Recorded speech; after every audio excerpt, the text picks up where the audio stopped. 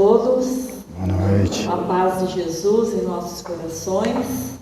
Hoje não tem jogo, né? Cadê o povão daqui?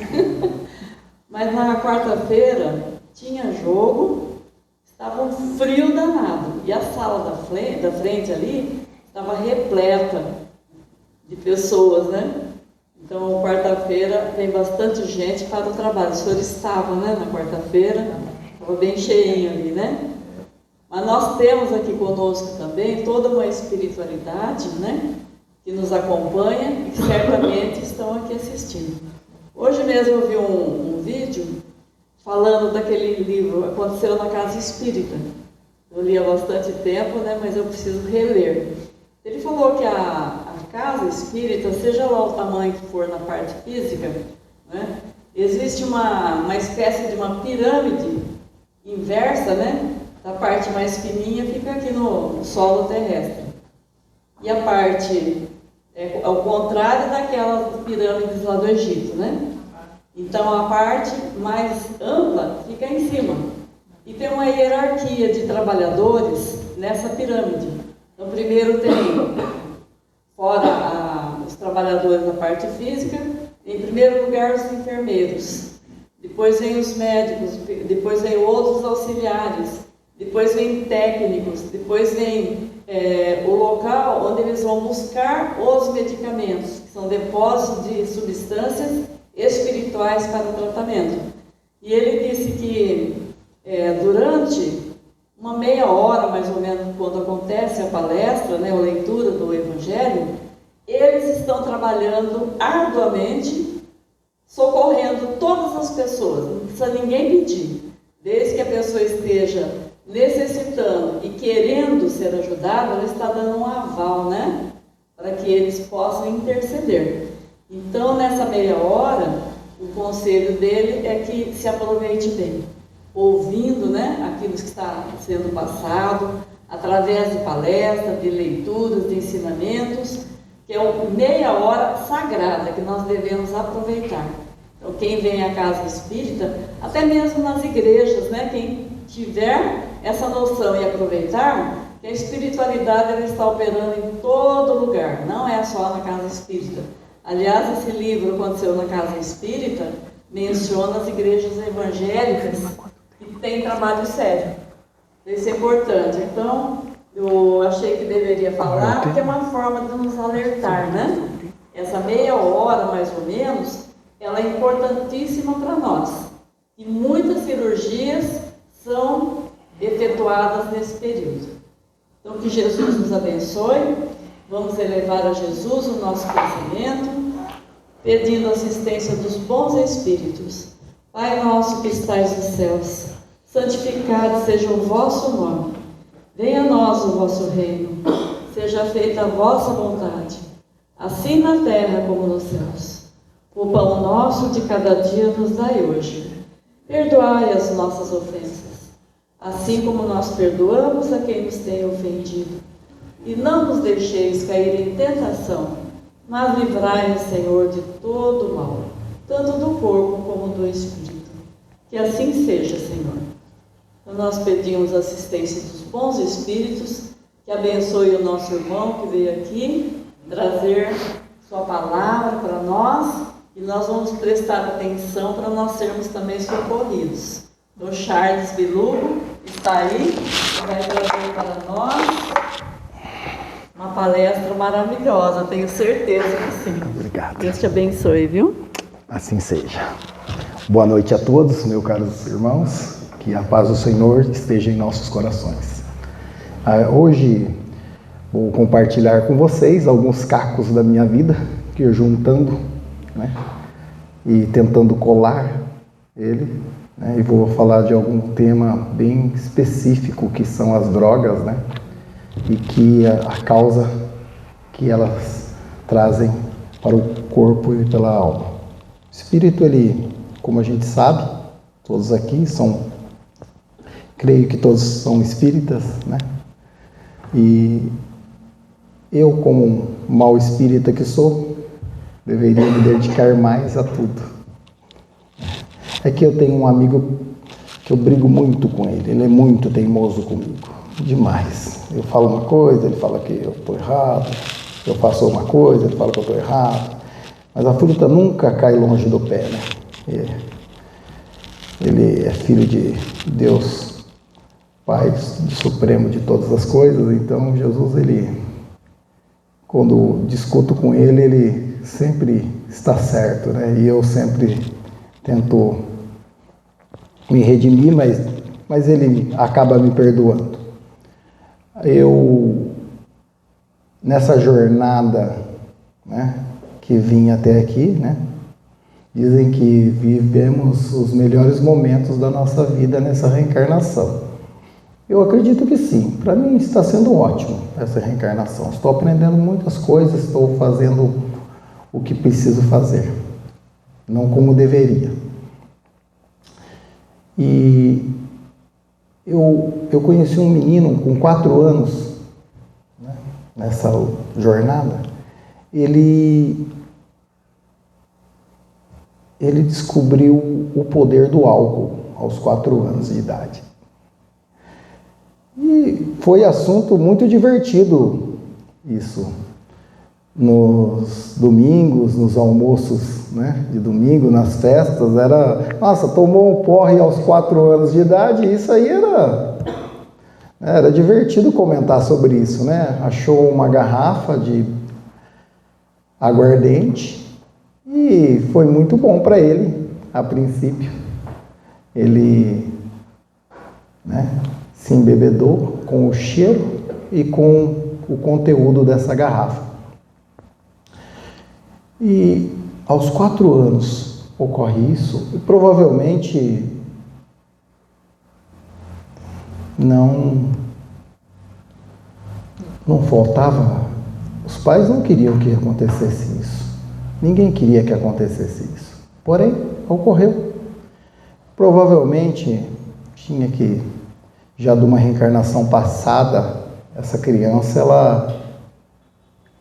ela já veio compulsoriamente reencarnar. Porque é impossível uma criança se embebedar aos 4 anos de idade e aos 11 cheirando cola, enrolou a língua e quase morreu. A mãe socorreu ao fundo do quintal.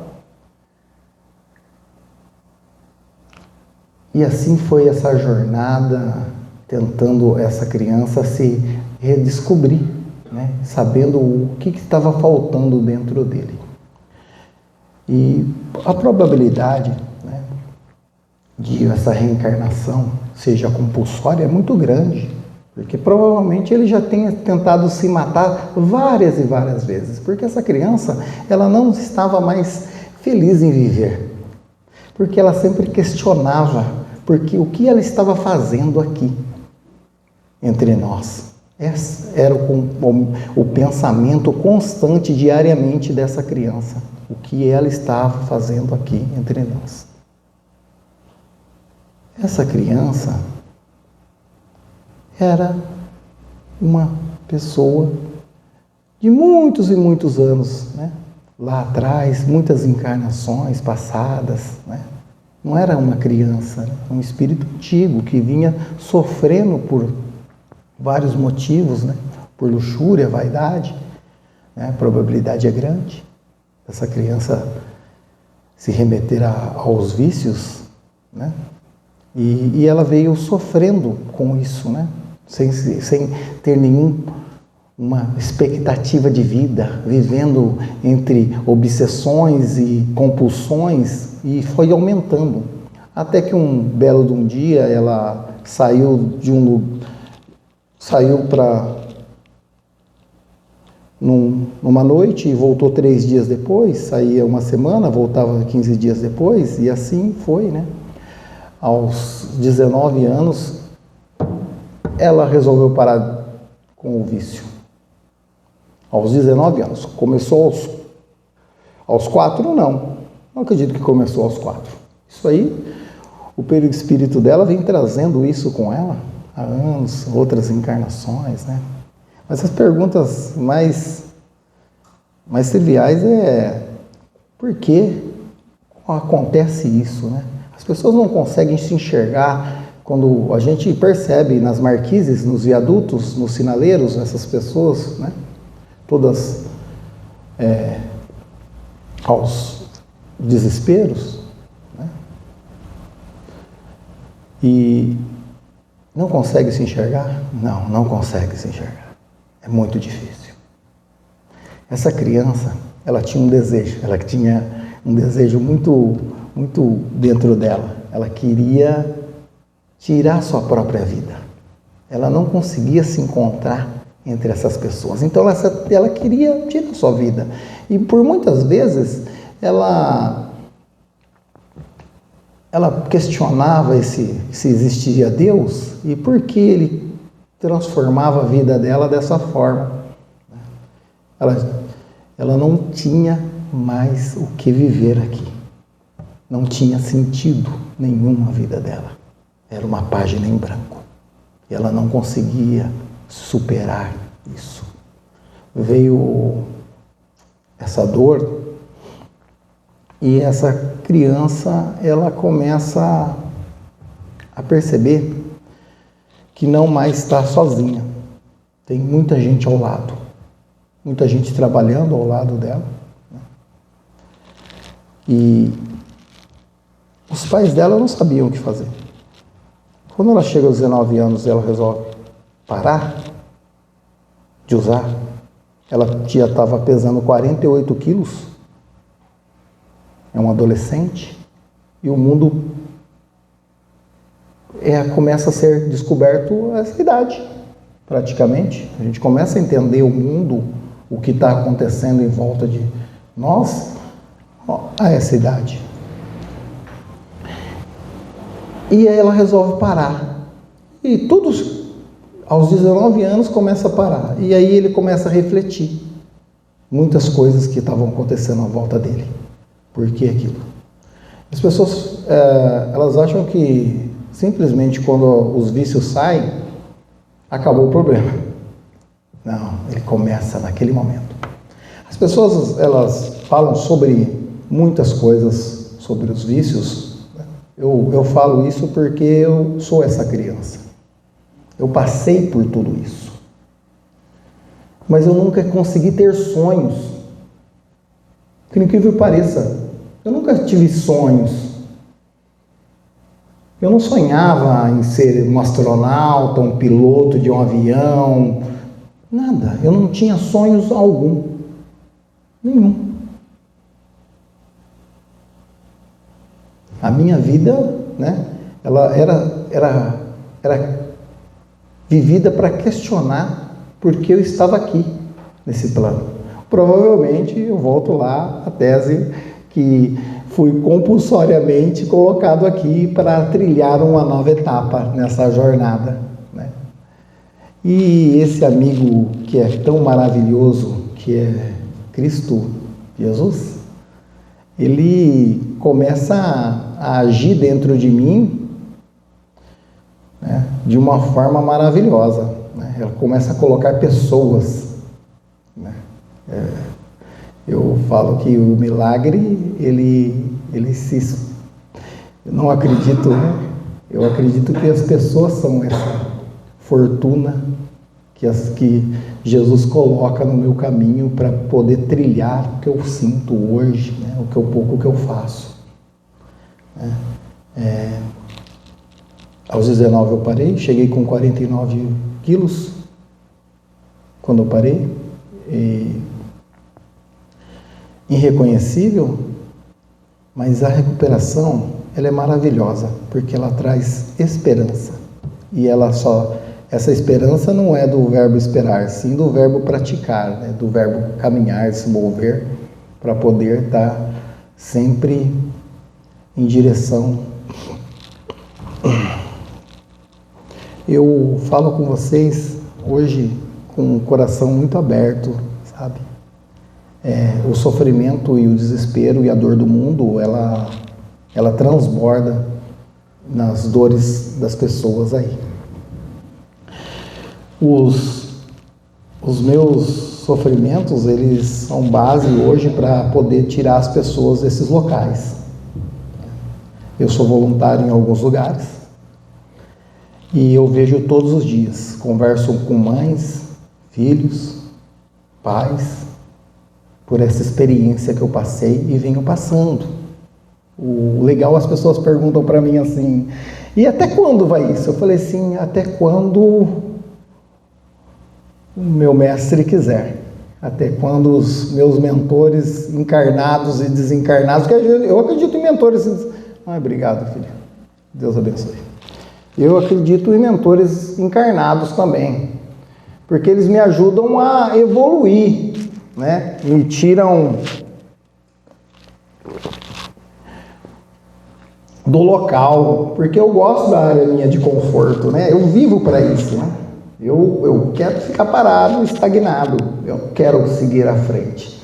Mas quando eu saí quando eu cheguei aqui, quando eu encarnei e vim para cá, eu fiz minha linha do tempo mudou. Para onde eu estava indo, né? Eu mudei, provavelmente todos os meus desejos e pensamentos voltados a tirar minha vida, e quando eu usava, eu tirava ela em gotas, né? Eu tentava amortecer o porquê eu estava aqui nesse mundo. E aí, quando eu parei, tirei as drogas, daí ficou só eu comigo mesmo. E aí eu precisava de alguma coisa para colocar no local dessa retirada. E se alguém já perdeu um ente querido, aqui, a dor da retirada das drogas é o mesmo sentimento de uma perda de um ente querido. É um luto. Quando você retira as drogas de uma pessoa que usa droga, é um luto. É um pedaço dessa pessoa que se vai. E muitas pessoas acham que é um defeito de caráter, né? Mas, enfim, elas podem achar. Eu estou falando por experiência própria. E as pessoas acham que as drogas não existe recuperação. E realmente, ela não tem cura, mas ela tem recuperação. Existe recuperação, né? Eu sou prova viva disso. Vai fazer 30 anos, dia 10 de outubro, que eu estou limpo de tudo que altera o ânimo e o meu humor. Nada contra quem bebe. Seu vinho, sua cerveja, não tem problema. Para mim é indiferente. A corda está ali e quem quiser usar, fique à vontade. Eu só falo para que não exagere, não abuse, né? Nunca é bom abusar, né? Nunca é bom. E quando eu falo que é um luto, a retirada é muito sofrido demais. A minha querida mãe, ela dormia às noites e passava as noites em claro comigo, porque nas minhas abstinências eu fazia as minhas necessidades na cama, né? Porque eu não tinha condições nenhuma, física, mental e espiritual, de estar sabendo o que estava acontecendo. Mas como o mundo espiritual é tão maravilhoso e grande, como eu já conheci o Espiritismo, aos 15 anos eu tive um contato com o Espiritismo, me acendeu um farol na minha vida, mas aí eu falei assim, já estou pronto para o mundo e agora eu já não preciso mais dessa luz que está me clareando. Agora eu vou enfrentar o mundo. E a gente sabe que a escuridão está aí. É só apagar a luz. Ela é maior do que a luz que está em volta de nós. Quando se apaga a luz, a gente sabe que a escuridão é bem maior. E os nossos amigos, influenciadores, tanto pelo bem e pelo mal, né? Depende da vibração, e a gente sabe disso, o que a gente carrega nisso. E quando esse luto chega da retirada das drogas, esse pedaço sai do meu corpo, o que eu faço? Eu preciso colocar alguma coisa dentro. Mas só isso? Não, eu preciso evitar pessoas, lugares e coisas. Se eu não evitar pessoas, lugares e coisas, eu não vou conseguir trilhar um novo caminho. que eu preciso praticar coisas boas. Eu preciso preencher esse vazio de coisas boas. Eu não sabia o que era isso. Mas a espiritualidade vem colocando pessoas e falando assim, vem aqui, vem ali, vai aqui, faz aqui, vem ajudar eu aqui, eu preciso disso. E aí fui trilhando, né? Fui desenvolvendo algumas habilidades, né? E ontem, eu acho que ontem fui na Câmara e eu fui lá, estava uma instituição sendo homenageada e me chamaram lá e eu falei algumas palavras, não me recordo de algumas coisas que eu falo. Eu tenho dislexia e déficit de atenção, então às vezes é bem difícil para mim. Então eu preciso me concentrar bastante. Pra vocês terem uma noção, hoje, para mim estar aqui, eu fiz jejum, não almocei. Parece que não funciona, mas é muito bom, viu? Porque se eu jantasse, eu ia estar diferente, ou se eu almoçasse. E aí, o que ocorre? Lá na Câmara, as pessoas, lógico, eles floreiam bastante, né? E eu acho que é muito importante, porque aquela instituição trabalha há quase mais de 30 anos nesse setor de dependência química e ajuda muitas pessoas. E é uma instituição muito séria que eu conheço e respeito. E olha que tem picareta aí, muitos, lidando com vida de pessoas aí, olha, é terrível. Porque no desespero da família, eles saqueiam você. A verdade é essa, eles saqueiam. Levam o que tem, na esperança que diminuísse ou que parem. E aí, a família desesperada, você faz tudo pelo ente querido. E essas instituições têm aos montes. E tem poucas sérias. E eu fui lá ver essa homenagem e acabei sendo contemplado também, né, nesse momento aí. E eu vi que, como sou pequeno, como não faço nada perto de alguns, poderia me doar melhor, poderia praticar mais, poderia ceder mais, porque tudo que eu vejo na minha vida é eu ceder, porque eu sempre coloquei a culpa no outro, nunca em mim mesmo. Eu sempre quis que o outro fosse o culpado de todo o meu sofrimento, de todas as minhas queixas, de todo o meu protesto, sempre está no outro. E quando eu trago isso para mim e consigo enxergar isso, eu começo a ter mais clareza que o outro ele é responsável pelo meu crescimento. O outro ele é responsável por eu ter serenidade, coragem para saber as coisas que eu posso ter, distinguir uma da outra, né? Tem uma oração que ela foi feita em 1930 e poucos. Deus, conceda-me serenidade para aceitar as coisas que eu não posso modificar, coragem para modificar aquelas que eu posso e sabedoria para reconhecer a diferença. Essa oração, ela é a base de todos os grupos anônimos hoje, no mundo. Ela é feita em mais de 170 países, em mais de 70 idiomas, essa oração. Por quê? Porque ela não tem cunho religioso. Então ela é abraçada por esses grupos anônimos, porque lá eles podem estar à vontade e fazendo ela de uma forma mais clara. E Deus, quem concebe ele, pode conceber de formas. O meu Deus é muito amoroso. Tem que ser. O meu Deus é muito amoroso. E paciente comigo, viu? Porque olha, pensa num rapaz teimoso, mas teimoso mesmo, né?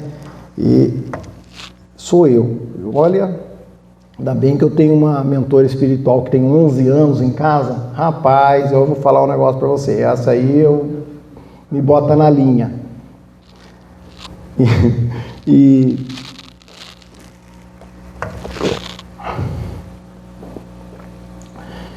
falando um pouco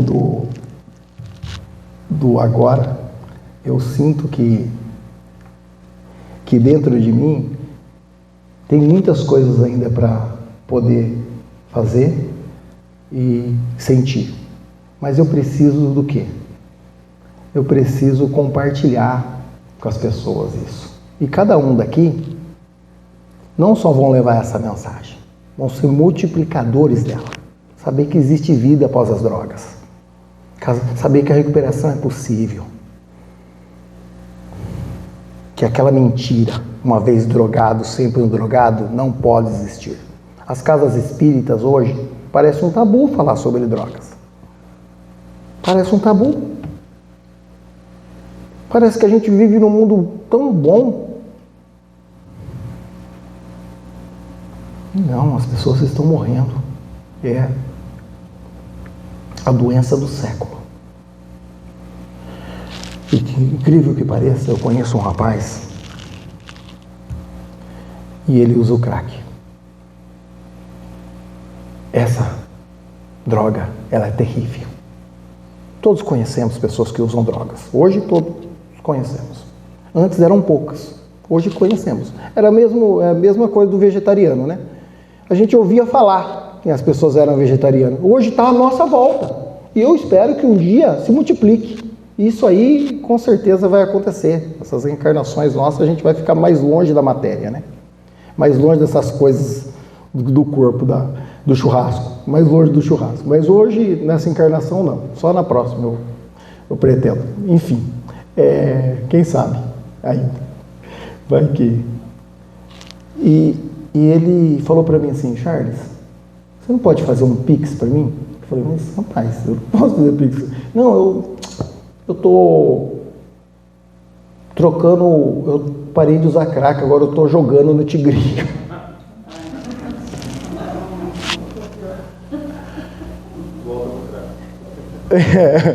Tipo, E ontem eu conversei com ele e eu tô tentando, ele tá na minha vida há uns 6 anos. Eu interno muita gente. Eu arrumo internação para muita gente. Ele está há uns 6 anos e eu estou tentando lidar com ele ali, ó, com jeitinho. E ontem, parece que abriu um caminho, sabe? E eu conversando com ele, porque não tem como eu ditar regra por outro ser humano, eu aprendi isso. A ajuda ela é feita para ser pedida. A gente faz. E as pessoas precisam saber que a gente está ali para ajudar. Para as pessoas chegarem e pedirem ajuda. E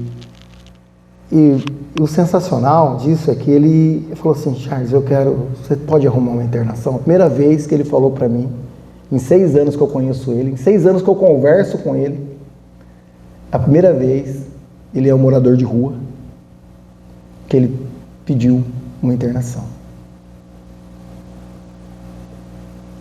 Então, para mim, assim, eu estou, desde ontem até agora, eu estou vivendo um êxtase, sabe? Saber que eu sei que é possível. Eu sei. Quando todas as estatísticas provam o contrário, porque é berrante, tá? Vou falar de números aqui para vocês. A cada 100 pessoas hoje que querem parar de usar droga, entram em recuperação, 3 morrem sem usar. De cada 100, 3 morrem sem usar. Isso aí é uma estatística de anos atrás.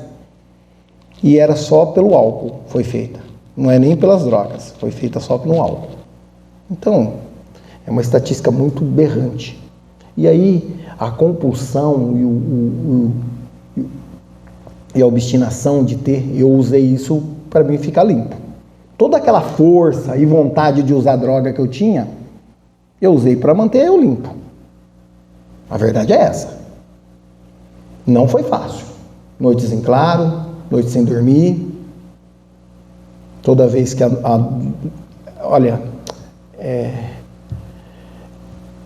vários episódios, como esse, que eu vou relatar para vocês. Eu saía no portão da minha casa, quando eu saía, eu via alguém descer para o local onde iriam buscar droga, eu tinha que correr para o banheiro. O meu corpo físico não conseguia segurar Eu tinha que ir para o banheiro. E eu, muitas vezes, antes de chegar ao banheiro, eu fazia. Como é poderosa as drogas.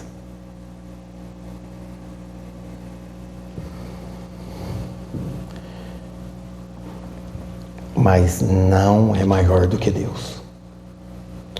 Não é maior que o Pai. Quando me falaram que eu precisava de acreditar em alguma coisa, eu falei assim, eu sei em quem acreditar, eu tenho um Deus. Ele falou, então, pense bem, porque esse Deus que você conhece, era o mesmo que você usava ele para usar droga. Porque muitas vezes eu pensava nele para poder obter dinheiro, para poder obter facilidades, suplicava por ele, para mim poder usar drogas. E aí começou a inverter a moeda, né? Às vezes eu ia chorando, pedindo para não usar, que ele me ajudasse, me fortalecesse, que eu não ia. Eu ia orando e chorando buscar droga. Olha o poder das drogas. Ela é devastadora, é implacável. É horror em cima de horror. Se eu falar 10% do que eu vivi, dos meus 11 anos até os meus 19 anos, do que eu pratiquei, do que eu fiz comigo mesmo, do que eu maltratei, do que eu usurpei dos outros,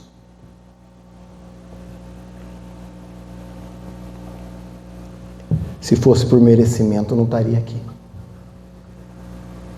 Por isso que o Espiritismo é tão belo e lindo, porque eu posso melhorar.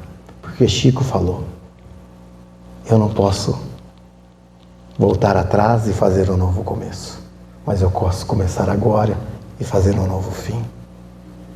E eu procuro viver dessa forma, extrair o melhor da vida, porque é muito difícil para mim hoje ver uma pessoa em situação de rua, porque eu sei qual é o frio da sarjeta. E a hora que vê, está ali. Porque é fácil identificar o usuário quando está ali na sarjeta, debaixo de uma marquise, debaixo de um viaduto. Mas ele não começa ali. Ele começa dentro das casas, tem mãe, tem pai, tem família, tem filhos, tem tudo. Tem avós. Ali é o final dele. Ali é uma busca incessante para alguma coisa que não tem explicação. E quando eu tiro as drogas e fico um vazio, o que eu faço? Eu tenho que colocar qualidades para mim não voltar a usar. E essas qualidades é o quê? Evitar pessoas, lugares e coisas. Essa é uma regra básica da pessoa que quer ficar limpa. Então, quando alguém vier falar para vocês falam assim, olha, evite pessoas, lugares e coisas. Quando o primeiro mês que eu estava limpo, era 3 meses depois, numa reunião de família, e aí, vamos comemorar. Mas você pode, não, você não pode usar droga, mas você pode beber. Minha família quis me sabotar. Falta de conhecimento. A família quer sabotar por falta de conhecimento. Não tem. Uma é demais e 1000 não basta. A verdade é essa. Para a pessoa que tem o problema, que ativou, eu estou falando para vocês, eu vim para cá com esse problema. Provavelmente eu desencarnei de outra vida com esse problema. E já venho lutando tantas e tantas outras vidas com esse problema. Então, eu não sou a melhor versão hoje. Eu tenho certeza que na próxima eu vou estar na minha melhor versão. Mas aí é o lado espiritual, é tudo isso aí, essa programação aí, que a gente programa lá e vem para cá. Eu não programei muito bem não, viu? Me empurraram para cá, mas assim, provavelmente eu estou tentando viver melhor meus dias. E esses dias de glórias que eu vivo hoje, eu estou falando presente de hoje, né? E tudo que me passou durante essa jornada usando e tentando alterar minha mente de várias formas, porque eu não tinha uma droga de preferência. Tudo que alterava o ânimo e o humor, depois que você cai na sarjeta, vira droga de preferência. Então, como eu já não tinha mais essa noção, né, de droga de preferência alguma, eu precisava ter isso. E eu fiz tudo para buscar isso, de todas as formas, de todas as maneiras. E não importava quem eu ia ferir, e quem eu ia chatear, magoar. Então eu acho que eu faço pouco. Eu tenho que praticar mais os princípios de Cristo. Cristo ele não tinha nenhum cara bom do lado dele, né? Ele pegou os piores mesmo, a escória, ele falou, vou andar com a escória, né? Porque eu vou mostrar para essas pessoas daqui 2000 anos, eles vão falar que eles vão usar de exemplo, né? Porque ele não pegou ninguém legal ali, né? Não tinha ninguém ali, tipo assim, bonzinho. Pegou a escória, falou, essas pessoas aqui, daqui 2000 anos, daqui 1000 anos, daqui 5000 anos vão falar dessas pessoas que eu andava ao meu lado. E é assim, ele tornou pessoas que eram rejeitadas da sociedade, como discípulos, como mensageiros e multiplicadores da sua mensagem. Sem essas pessoas, porque nós não andaríamos com ele, eu não andaria com essas pessoas. Hoje, eu não andaria com essas pessoas. Não sei hoje, porque eu acho que eu moro mais nas vielas do que dentro de casa. Mas assim, muitas das pessoas que eu conheço não andariam com os discípulos de Cristo. Paulo e Estevão é fantástico, né? Às vezes eu preciso cair muitas vezes do cavalo para aprender meu real tamanho, diminuir minha arrogância, minha prepotência e olhar no fundo dos olhos das pessoas. De segunda-feira a gente tem um grupo das dores do mundo, de depressão,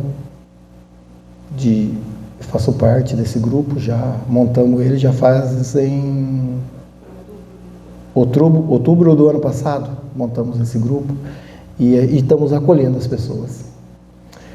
A segunda-feira retrasada, a gente tinha terminado, estava no Comes e Bebes conversando ali, rindo, chegou um menino de 24 anos, encostou, falou que ia morrer, que estava tendo um problema, que estava tendo um infarto, que estava mal.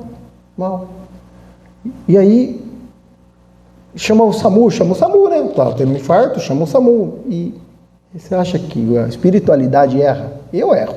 A espiritualidade não erra. Chegou no lugar certo, na hora certa. Eu fui ali, conversei com ele, perguntei algumas coisas para ele. Ele me respondeu, ele foi muito franco. Ele estava fora de si, totalmente. E eu vou falar para vocês.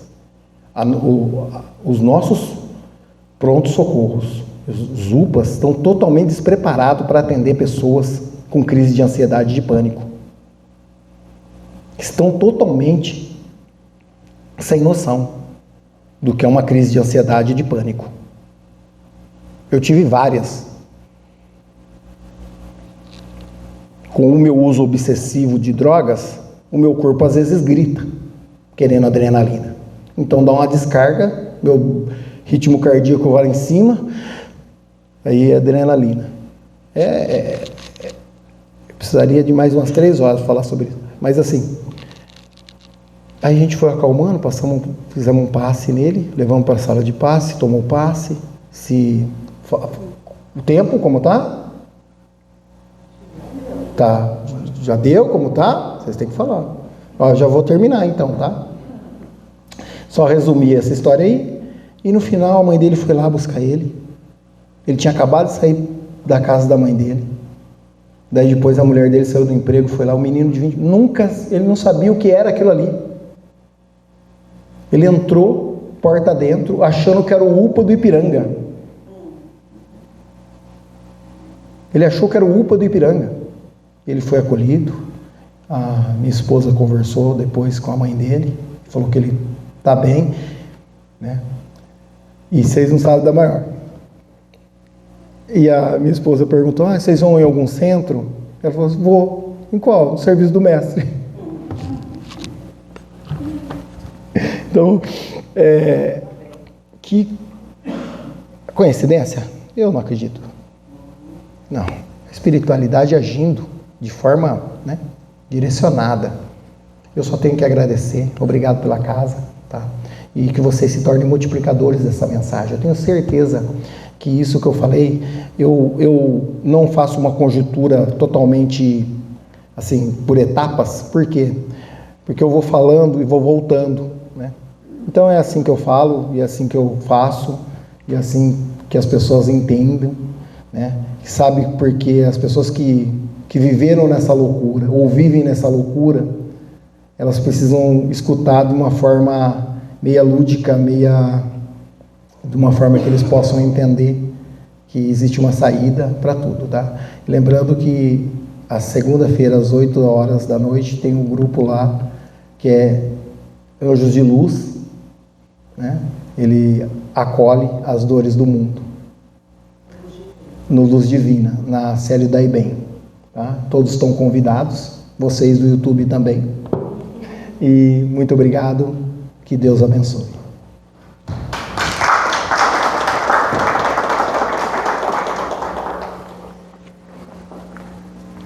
Parabéns pela coragem, viu? Que Jesus ilumine sempre. Que Aurélia. Parabéns, viu?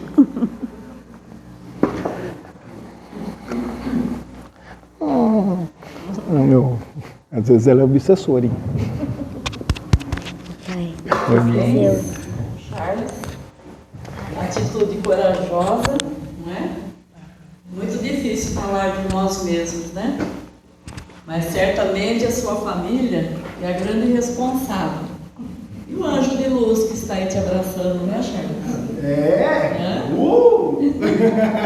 Fiscal? Fiscalzinho? 2 fiscais aqui. Tem que tomar conta mesmo, não é? Não, ele é o meu menino também. Menina também. Minha criança, né? Então, que Jesus abençoe, ilumine. Nós não temos ainda essa coragem de fazer um trabalho tão maravilhoso assim. Eu só apenas alerto para nós mesmos que trabalhamos aqui, a verdadeira caridade não é aqui dentro dessas paredes bonitas, né? Salão bonito aqui. Aqui a gente fala fácil, fala manso, não é? Muito fácil falar aqui. O difícil é vivenciar junto deles, né? Então, mesmo assim, se nós não temos ainda essa coragem, que nós possamos nos munir de coragem para orar por esses desvalidos que caminham como zumbi pelas ruas, por todo lugar onde a gente pensar. Então, como você falou, doença seca. E a depressão também é outra, né? O próprio Divaldo Franco falou que seria um período duro de atravessar, a depressão.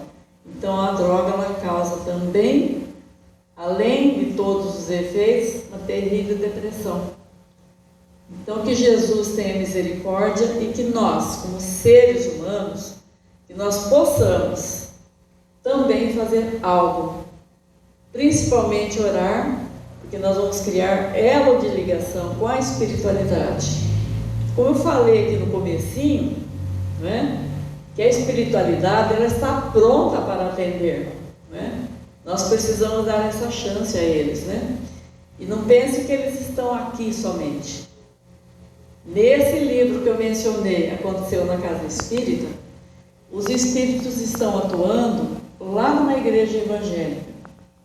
Enquanto os pastores estavam preocupados com outros assuntos, tinham algumas irmãs que foram ali com toda a sinceridade do mundo, acreditando que seriam curadas por Deus, por Jesus.